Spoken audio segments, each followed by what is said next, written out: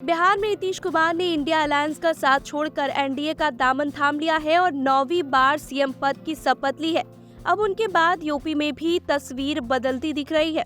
यहाँ अखिलेश यादव के साथ 7 लोकसभा सीटों पर चुनाव लड़ने पर सहमति जता चुके जयंत चौधरी भी पाला बदल सकते हैं। सूत्रों का कहना है कि रालोद की भाजपा नेतृत्व के साथ बातचीत चल रही है और इसे लेकर जल्दी ही फैसला हो सकता है। दिलचस्प बात यह है कि सपा के साथ 7 सीटें पाने वाले जयंत चौधरी भाजपा से 5 सीटों के समझौते पर भी राजी हो सकते हैं।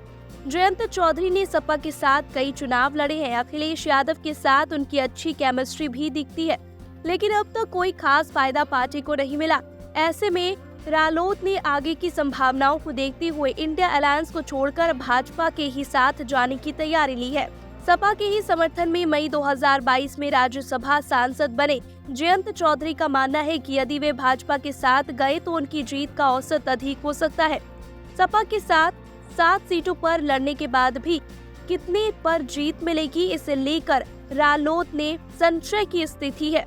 इसलिए रालोद की सपा की 7 सीटें छोड़कर भाजपा के साथ जाने की डील करने की पहली वजह यही है। दूसरी वजह यह है कि रालोद के आगे राज्य स्तर की मान्यता प्राप्त पार्टी का दर्जा छीनने का भी खतरा है। यदि उसका वोट शेयर कम रहेगा तो फिर यह संकट उनके दरवाजे पर होगा। ऐसे में रालोद को लगता है कि वे भाजपा के साथ जिन सीटों पर लड़ेगी वे उसकी जीत की संभावनाएं अधिक होगी और वोट प्रतिशत भी ज्यादा होगा। रालोद ने 2009 में भाजपा के साथ चुनाव लड़ा था और अब उसे 5 सीटों पर जीत हासिल हुई थी। रालोद उसी मॉडल को एक बार फिर से दोहराना चाहती है।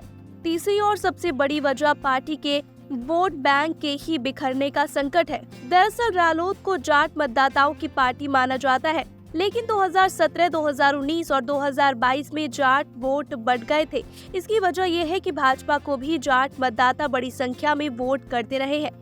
खास तौर पर तब उनका झुकाव भाजपा की ओर अधिक होता है जब रालोद के जीतने की संभावना ना हो। इसलिए रालोद जाटों के एक मुश्त वोट पाने और अन्य समुदायों को भी साथ जोड़ने के लिए भाजपा के पाले में जाना चाहती है।